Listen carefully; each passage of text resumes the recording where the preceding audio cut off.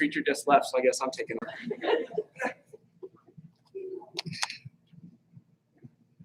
Let's open our Bibles to Matthew chapter 10.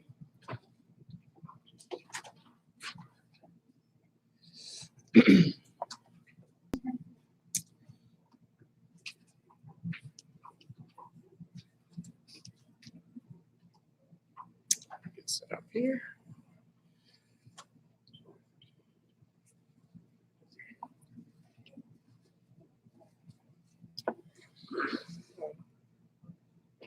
As we begin, Bob, would you lead us in an opening prayer? Almighty God, we give you thanks for all that you have done. Today we ask you to give each one of us to try to learn what you will. We pray that our teachers will remember the lessons they have prepared, that we will be active participants, that your words make them our faith. This is our prayer in Christ's name. Amen. So Matthew chapter 10.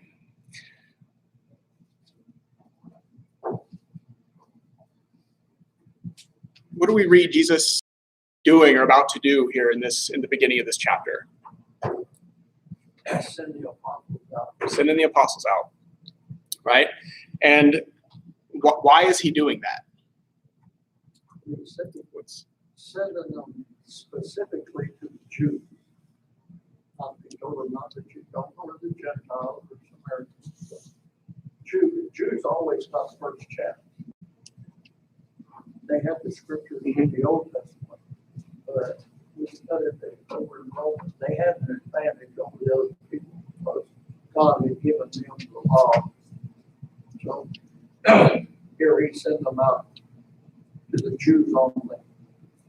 Right, yeah, and many of the promises we know from the Old Testament were made specifically to the Jews, even though we know now that they had a broader application as well, and many times. And so, right, he was sending them out to the Jews, and the reason why he was doing that is we just read about in the last couple of classes at the end of Matthew chapter 9, is that when he looked out at them, when he saw the people who were around him, that he felt compassion on them, right? So this is the result of that compassion, the result of being moved in that kind of way to what he was seeing, is he's taking action on that. And that could be a hard thing to do sometimes, I know, for us, right? I know all of us can feel compassion. All of us can feel something in our hearts for somebody else who is less fortunate, who may be going through some kind of trouble, maybe going through a difficult time or struggling with something. But as I'm sure we've all experienced, just that feeling isn't enough, right? Sometimes it's easy to maybe explain it away or make an excuse for ourselves of why we can't help address that situation. The hard part is taking action on that, right? Making a plan, putting a plan in place, considering what you can do about whatever situation you see in front of you that moves you in that way. And I see that's what we find Jesus doing here in this passage, Chuck. So many times nowadays we are selected as to who we show compassion to. Christ was not.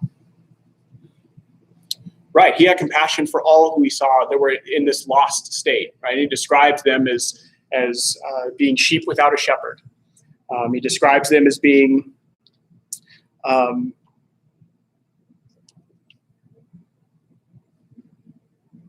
where's my note on this? I know the English Standard Version reads that they were harassed and helpless. And I know in the New American Standard Bible, it says they were distressed and dispirited.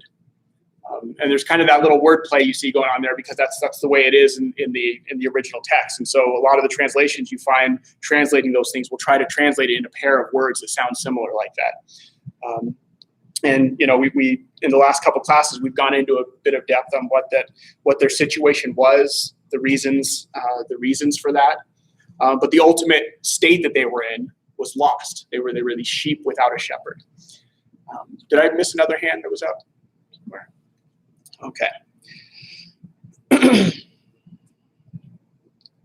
And so I'd like us to read through this text now, just to see what we've kind of seen how the flow of what's happening kind of jumps from chapter 9 and flows right into chapter 10 here.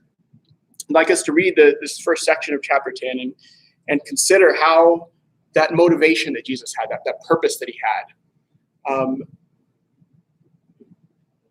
what that moved him to do, how his actions manifested by setting up a plan and calling out these people, as we're about to see, and kind of the method of how he goes about instructing them and what they're supposed to do. So basically, what their process was, what their purpose is in going out and being sent. So to get started, let's go ahead and read verses 1 through 15. And let's begin. Polly, can you read verses 1 through 5 or 1 through 4 for us first? And when he had called his 12 disciples to him, he gave them power over unclean spirits to cast them out and to heal all kinds of sickness and all kinds of disease. Now the names of the 12 apostles are these. First, Simon, who is called Peter, and Andrew his brother, James the son of Zebedee, and John his brother, Philip and Bartholomew, Thomas and Matthew the tax collector, James the son of Alphaeus, and Lebbaeus, whose surname is Thaddeus. And verse 4 as well. Simon the Canaanite and Judas Iscariot, and who also betrayed him. Okay. And then let's do verses 5 through 10. And Brittany, can you read that for us? These 12 Jesus sent out after instructing them. Do not go in the way of the Gentiles, do not enter into the city of the Samaritans, but rather go to the lost sheep of the house of Israel. And as you go, preach, saying, the kingdom of heaven is at hand. Heal the sick, raise the dead, cleanse the lepers, cast out demons. Freely you receive, freely give. Do not acquire gold, or silver, or copper for your money belts, or a bag for the journey, or even two coats, or sandals, or a staff, for the worker is worthy of his reward. All right. And Gwendolyn, can you read verses 11 through 15? And unto whatsoever city or town ye shall enter, inquire who in it is ordained, and there abide till ye go thence. And when ye come into the house, salute you. And if the house be worthy, let your peace come upon you. But if it be not worthy, let your peace return to you. And whosoever shall not receive you, nor hear your words, when ye depart out of that house or city, shake off the dust of your feet. Verily, I say unto you, it shall be more tolerable for the land of Sodom and Gomorrah in that day of judgment for that city. All right. Now, if you're thinking to yourself, there's no way we're going to get through all of that in one class, you might be right. But I did want to read it all, so we kind of had an idea of what it was these 12 were being sent to do. And of course, it goes on even from there. But I think this is kind of a good chunk to get an idea of what it was of what Jesus's plan was for these people. And I actually missed a little part of my notes here when kind of summarizing what's kind of led to this, right? So we saw how Jesus had this motivation, right, which was that compassion that was moving him, that was his purpose for what he was addressing. And another way that purpose is kind of stated there back at the end of chapter 9 in verse 37, he says to his disciples that the harvest is plentiful, right? So one kind of analogy, and Chris pointed these out on Wednesday, but is that they're lost like sheep without a shepherd. And the other analogy that he makes is that it's like this, there's this harvest that needs work, that needs to be labored over and cared for and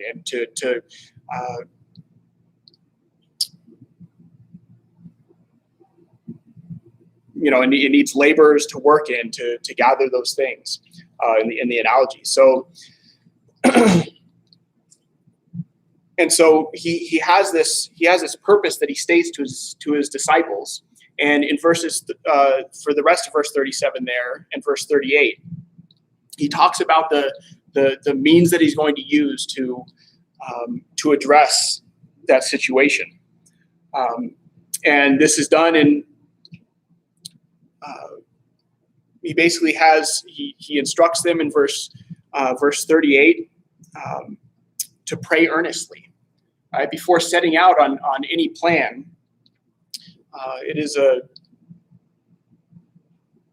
It should be kind of a core principle, because we see this throughout the Bible. Whenever these important things are happening, whenever we see Jesus going through difficult times, whenever we read about the instructions that are given to churches and individuals who are going through difficult times, that one of the first steps that's often mentioned in confronting something like that is to pray earnestly. And Jesus is putting forth the perfect example here of working that into the process of feeling moved to do something, knowing that you need to do it, but maybe you're not quite sure how, right? Maybe for us, oftentimes we don't know exactly what the right thing to do is, and we need to pray for it. And so we read about him instructing his disciples to pray earnestly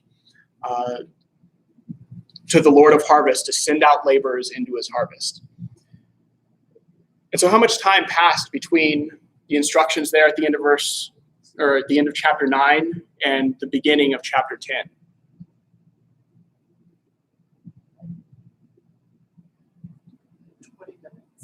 20 minutes? Is that the amount of, is that what does it say, earnestly? Is earnestly equal 20 minutes? Right, we don't know. Right? And I think sometimes we read this and we just jump right into him saying to pray for, but then he goes right into action. But of course, we don't know how much time passed in between here, but we can be sure that Jesus was praying earnestly about this. And he expected the disciples as well to pray. And so what we're seeing is the result of that time in prayer, that considering the problem, taking this to the Father for his guidance. And so we see his plan start to come into action there in chapter 10, verse 1, where he called to him his 12 disciples. And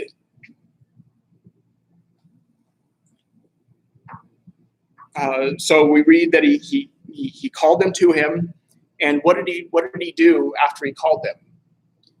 What's kind of the next step that he does? Okay, he gave them power, right? Which another way to talk about that kind of thing is he gave them authority to do things, right? Because the power comes through his authority, because we know he had authority over unclean spirits, over healing, over doing these various miracles to help people, to heal people, to raise them from the dead, to cleanse them, to forgive them of sins. We know Jesus had all this authority, and that's what we've been studying about the last couple chapters, isn't it? Is it his demonstrations of authority, that he had authority over all these things through those 9 different groups of sets of stories that we read about, of him coming into contact with these different people in need of various things.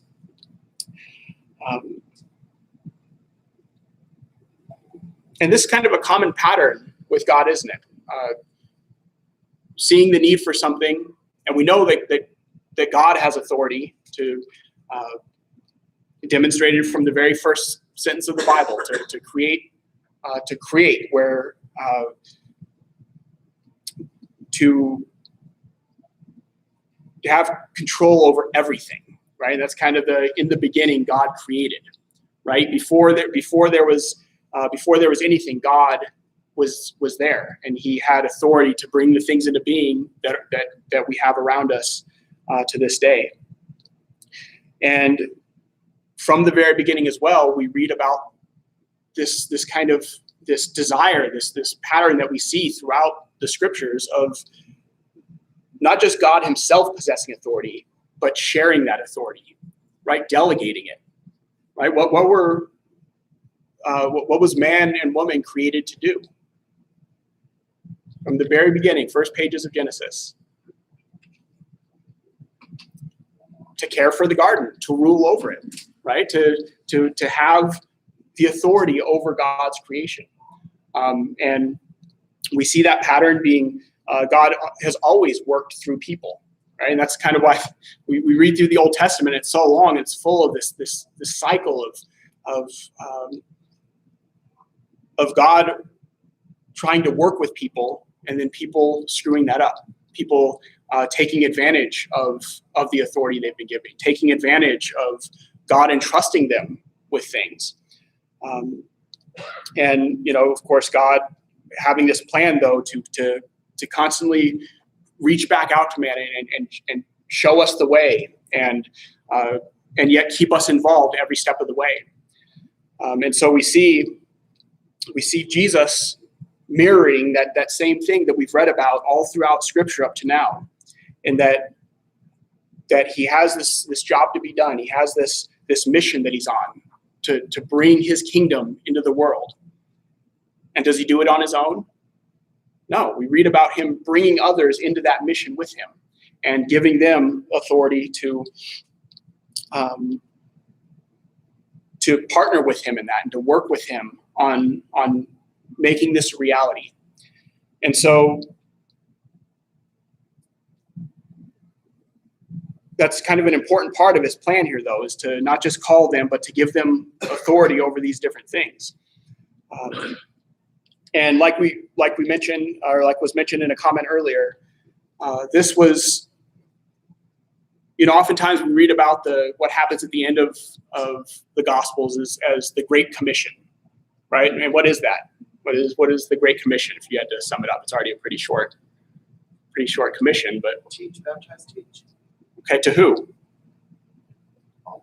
To everyone. Go out into all the world and teach them, right? That's the Great Commission. And that's why in some of your Bibles, you may read about this as a little subhead saying this is a limited commission, right? Because even though they're being commissioned, again, for the same overarching purpose, this was specifically they were limited in their scope and in their focus to lost sheep of the house of Israel, as it says there in verse 6. And so that's just kind of again, I just wanted to kind of go over that so we kind of know where these 12 fit into the plan and what they're about to be doing. And you know, I think a lot of us are probably pretty familiar with the apostles, or at least some of them, as you know, as we see when trying to search through and learn about the different apostles. And as you read your Bible, you may notice that not all of them are talked about very often, right? We have these lists where they're presented to us, and this is who they were, but we don't have each of their stories, certainly not from beginning to end, but even in the work they were doing. Sometimes we just get these little glimpses of where they were having an impact, but a lot of times their day-to-day and the extent of what they actually did isn't written about. But I think it's good to kind of understand who they are and kind of look through at least some of what we know about them as we kind of embark on what they're being sent out to do and what Jesus is telling them to expect when they go and do that. Where, you know, sometimes they're going to be met with like a welcome reception, and other times they're going to be turned away and they're going to face many difficulties, and it's a very personal choice that they're making in doing this. And I think we can all relate to that, you know, a lot of times the choices we have to make are difficult, and I think it helps us to know at least some of who they are as we go throughout this these coming chapters. So we have these, I'd like to just walk through with you, and I'm going to try to go quickly because I'd really like to get through these 12 by the end of class here. So it feels like I'm rushing through a little of this. That's going to be why. But again, if anybody else has questions or comments as we go through this, please just raise your hand or get my attention somehow, and I'll be happy to take those on. So So we have these apostles called out, and the first one that's named here is Simon. Right? And what do we know about Simon? It may help us recognize other places that we've heard of him. He has a different name that we know him by pretty regularly, right? What is that?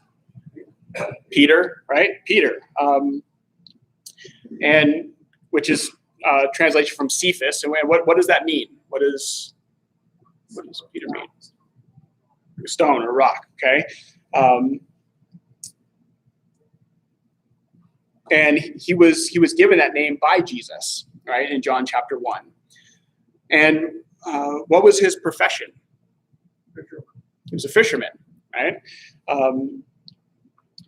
And back in Matthew chapter 4, we'll read some of these. We won't read all the different references just so we can make it through this. But in Matthew chapter 4, verses 18 through 20, we read about him being called along with Andrew, where it says, while walking by the Sea of Galilee, he saw two brothers, Simon, who was called Peter, and Andrew his brother, casting a net into the sea, for they were fishermen. And he said to them to follow me, and I will make you fishers of men. And that they left their nets and followed him.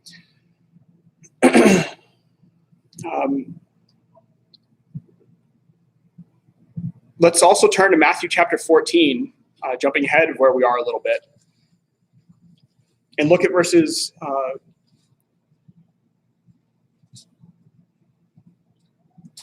just read verses 25 through 29 there.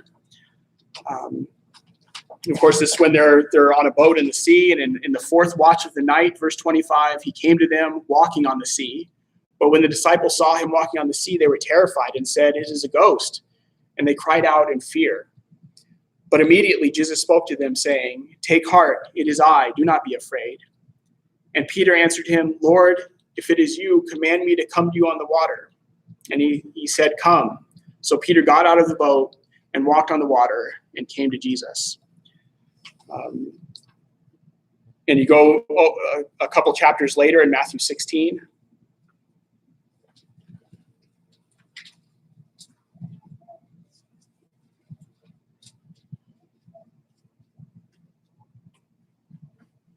And Thad, can you read verses 21 through 23? From that time forth,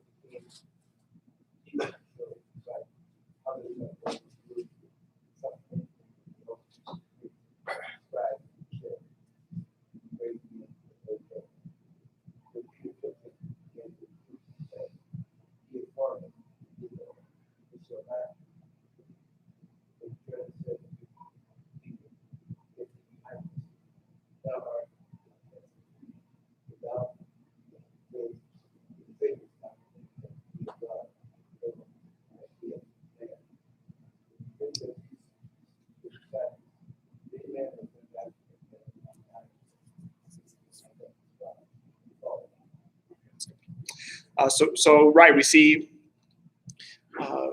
we see him being, he's very quick to act, Peter. He's very quick to do things, sometimes too quick, as we see. We saw with the boat of Peter, he was the one who wanted to get out of the boat and walk on the sea, maybe even before he was ready a little bit, right? We know his faith faltered as he went out there. Here, he's quick to speak and tell Jesus that he's never going to let that happen to him. And we know that was maybe speaking too quickly, not fully understanding what Jesus had in mind and what his purpose was.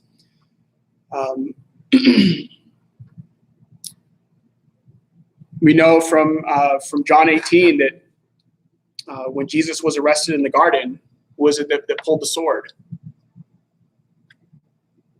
The guy that cut off the guard's ear. Yeah. Yeah. So we see him.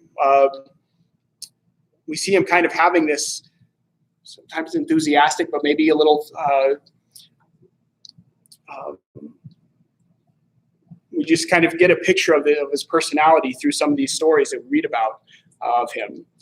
And we know that he's not, as influential as we know he's going to be, that he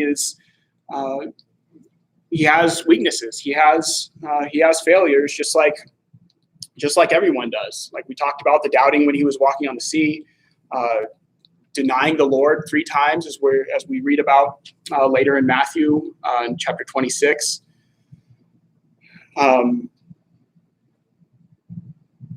And even getting into more trouble later on in the New Testament, like in Galatians, when there's himself and others that kind of involve themselves in this hypocrisy, right? And they get into trouble in different ways. And so, but we know that eventually, even despite these things, that he does end up living up in a way to this name that Jesus gave him, which is a rock. That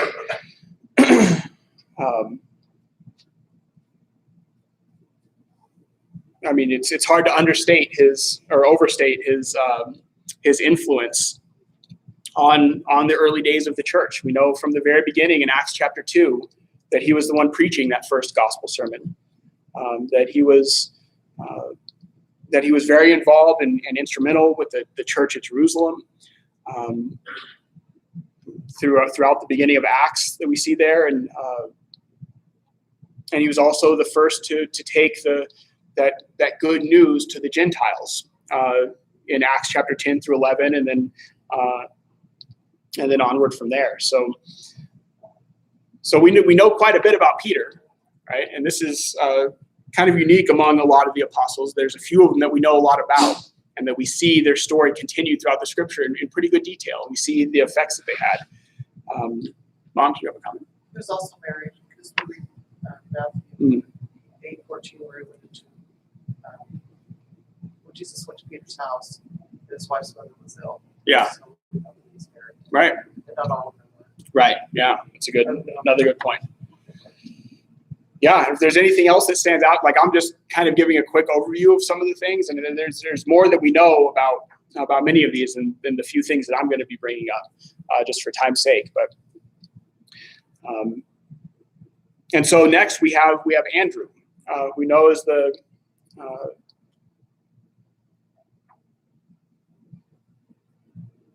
me go back to our text here.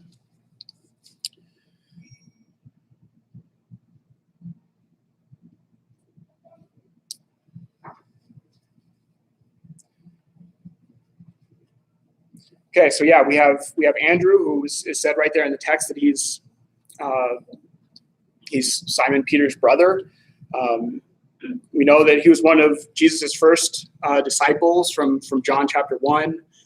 He was a disciple of John the Baptist. Read about, and he's the one who led his brother Simon to Jesus, which we also read in John chapter 1. Also, as we read, shared that same occupation, right? He was a fisherman as well. James, we read about next, the son of Zebedee. He was the brother of John, which we see in our main text as well. Again, a fisherman called to follow Jesus along with John. Back we read in Matthew chapter 4 when we were studying that. And what was a nickname that him and his brother had? Remember that? They kind of had this nickname together. Sons of Thunder? Yeah. So we see that that they were called that by Jesus in Mark 3. You might have a hint as to why that is, and when we read like Luke chapter 9.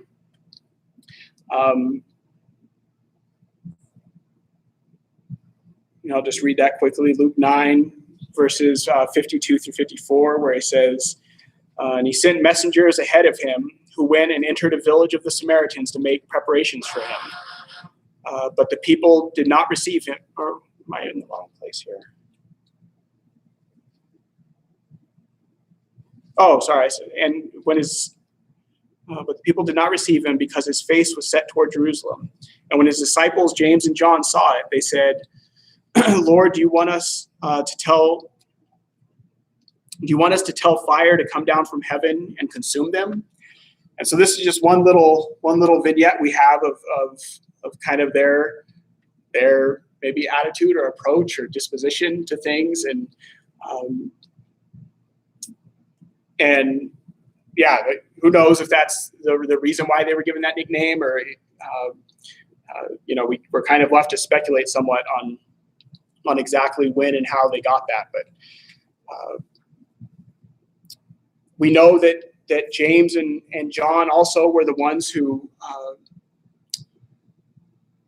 were seeking glory, that they wanted to have this elevated position.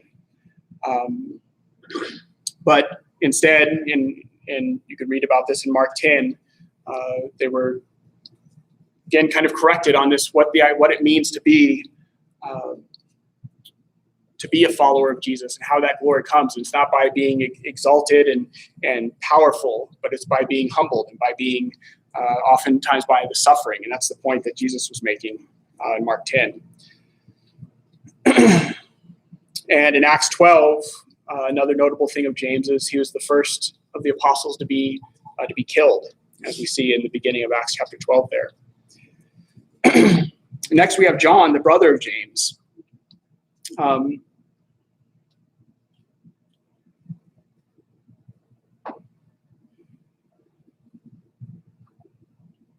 We know often John sometimes was quick to judge others, and he had other weaknesses too that we read about in various passages. But he became what's described as the beloved disciple who Jesus loved, and he was sitting next to Jesus during that Last Supper where he instituted the Lord's Supper. He was given Jesus's mother in his care as Jesus was hanging on the cross. He was among the first to see the empty tomb, and he recognized Jesus following his resurrection. And so these first four that we've read about, a few of them we know. Specifically, Peter, James, and John became kind of this inner circle that we read about Jesus having at various parts of in his life. Peter, James, and John were all present when Jesus raised Jairus' daughter. They witnessed the transfiguration that we'll read later in Matthew in chapter 17. They were the ones who Christ brought along for support while he prayed in Gethsemane. Right, so we have kind of these pictures of them being very close to Jesus and being there at very, very difficult and important times in the life of Jesus.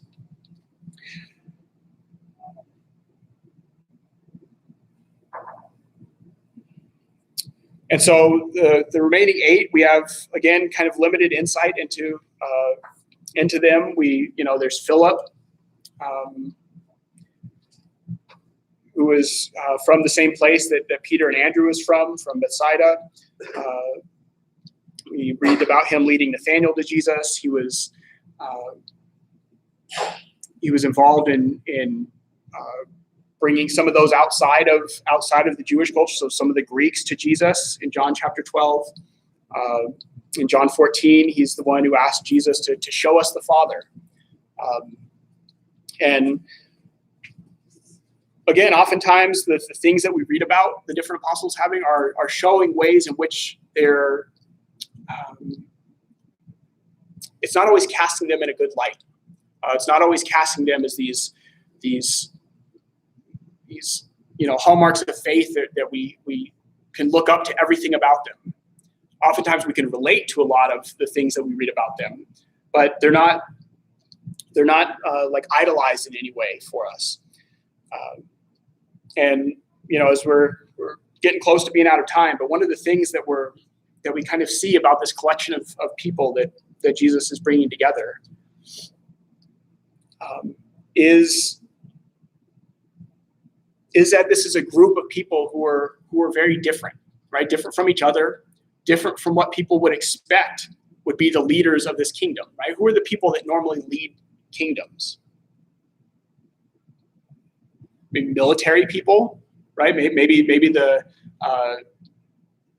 and even if you did understand it as this very this kind of more spiritual kind of kingdom, you would expect it to be the leaders of the day, right? The people who were the teachers and the scribes and the Pharisees. But we don't read about them being in this group of people that Jesus is calling out to take his message into the world. And I think that's kind of an important thing for us to get when we're reading through who these people are that Jesus is choosing for himself. That the potential that lies in the kingdom isn't in any kind of military might or in a perfect grasp of all the scriptures, but on these people having being devoted to Jesus and to his purpose, among many other things that we just don't have time to get into. So we'll go ahead and stop there.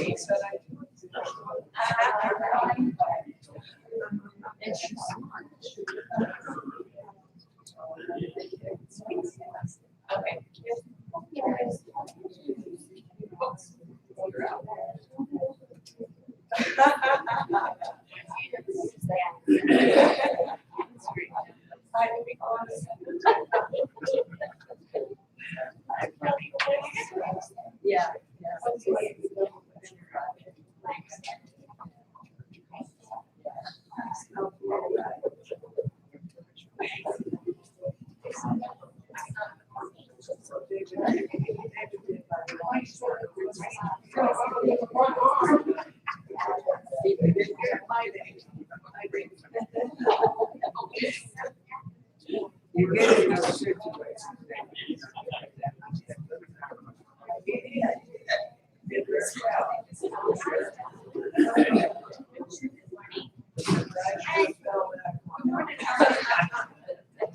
Well, we all do that too. Yes, sir.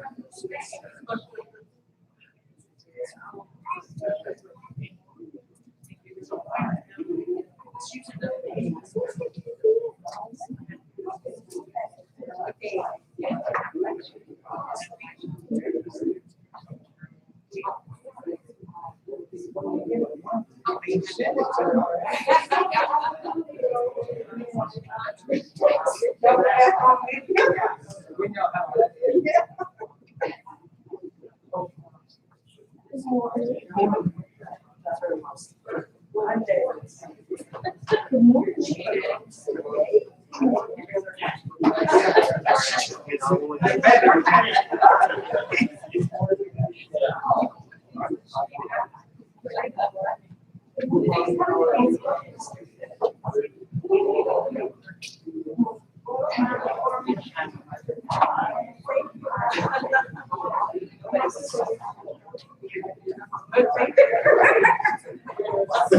Yeah, no.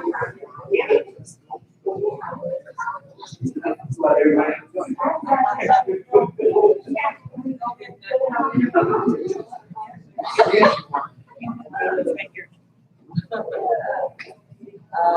know about all that.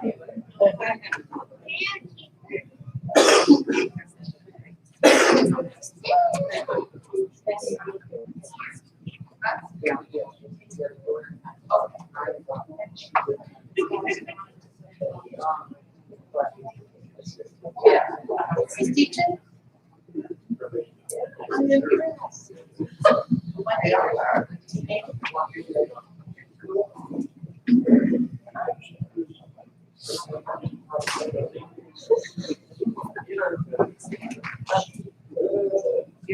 Sure you got them all right?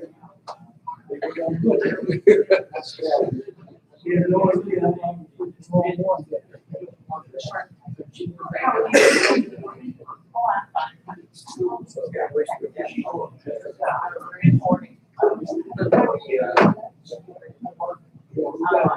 Okay, good.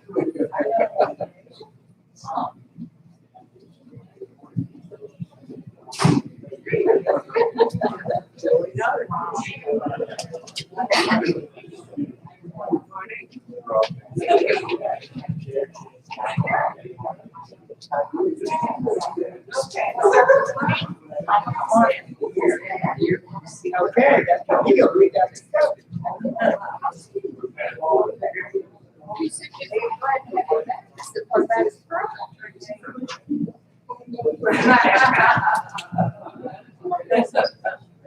Gotcha.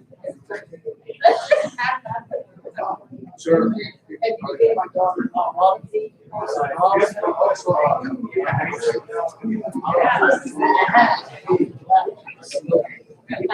You were up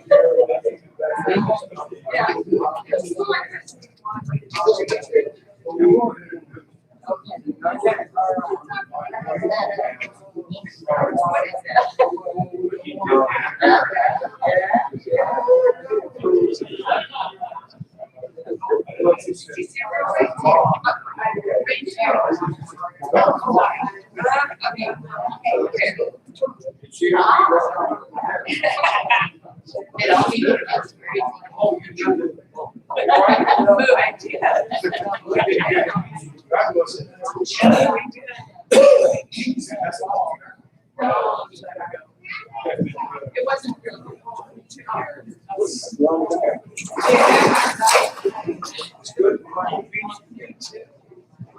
Was I here? That's good. They helped me down. They helped me down. Somebody did. Yeah, here's the Now live on your seat. Hey, man, look. I guess they didn't know.